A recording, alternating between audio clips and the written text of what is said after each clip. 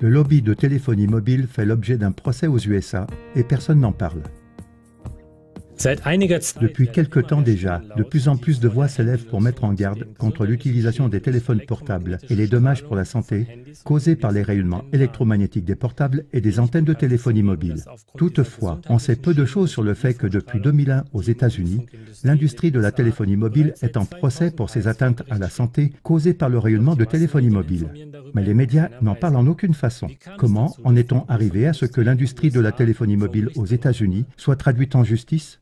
Tout a commencé avec le scientifique américain George Carlo, qui a été mandaté dans les années 1990 par l'Association de l'industrie de la téléphonie mobile américaine, CTIA, pour prouver au monde que le rayonnement de la téléphonie mobile ne présentait aucun danger pour la santé.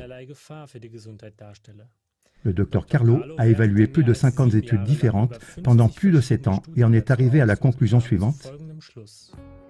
Nous avons des indications pertinentes que l'utilisation du téléphone portable n'est pas sûre. Déjà à l'époque, les chercheurs de l'équipe du Dr Carlo avaient identifié dans les cellules des dommages génétiques qui pouvaient mener au cancer, dommages causés par le rayonnement des portables. Contre la volonté de l'industrie de la téléphonie mobile, le Dr Carlo avait rendu ses résultats publics et il a dû payer chèrement cela.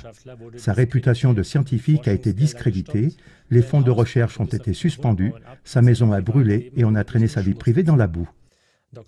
Le Dr Carlo parle de ses expériences dans un livre intitulé « Téléphone portable, les dangers invisibles à l'ère du sans-fil, les découvertes alarmantes d'un spécialiste à propos du cancer et les dommages génétiques ».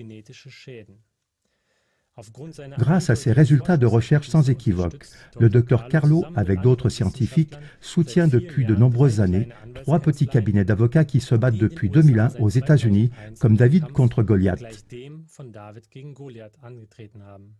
Le journaliste Benjamin Zeiler écrit « Les cabinets d'avocats représentent les plaignants qui prétendent avoir développé une tumeur au cerveau en téléphonant avec un portable. Aux côtés de l'association de l'industrie CTIA, il y a 40 excellents cabinets d'avocats qui n'ont pas pu empêcher le procès d'aller devant la Cour suprême.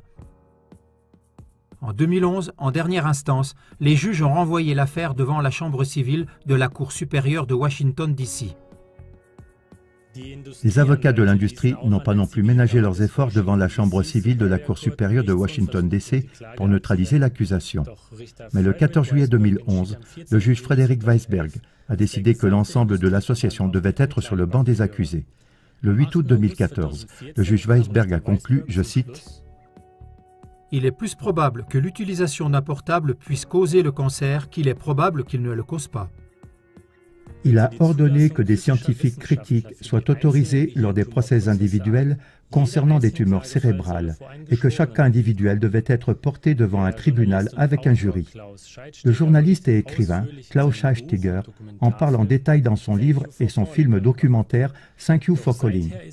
Depuis lors, cependant, le silence règne sur les procès en cours et sur les demandes de dommages et intérêts des patients souffrant de tumeurs cérébrales.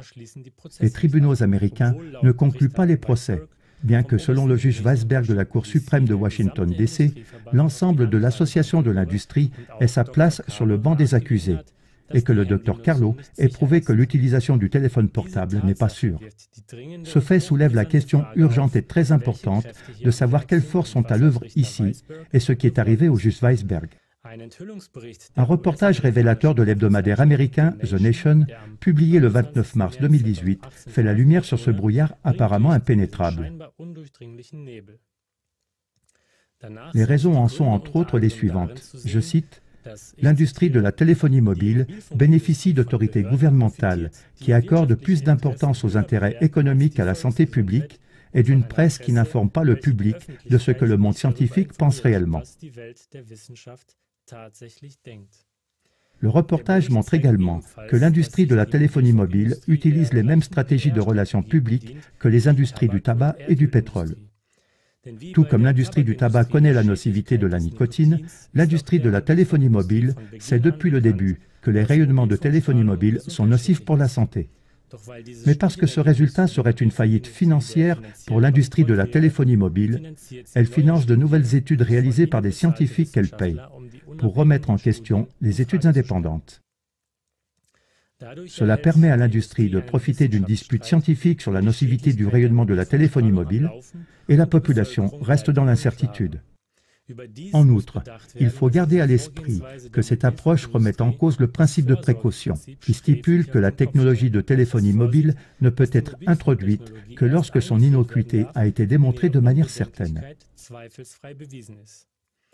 Mais non seulement aux États-Unis, mais aussi en Suisse et en Allemagne, il est plus important de veiller sur les intérêts économiques de l'industrie de la téléphonie mobile que sur la santé des citoyens.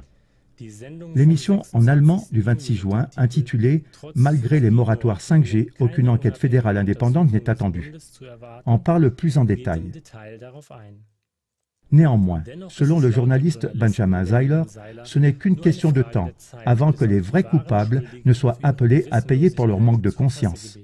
La sensibilisation du public et la pression des citoyens sur la politique et la justice vont accélérer ce processus de guérison.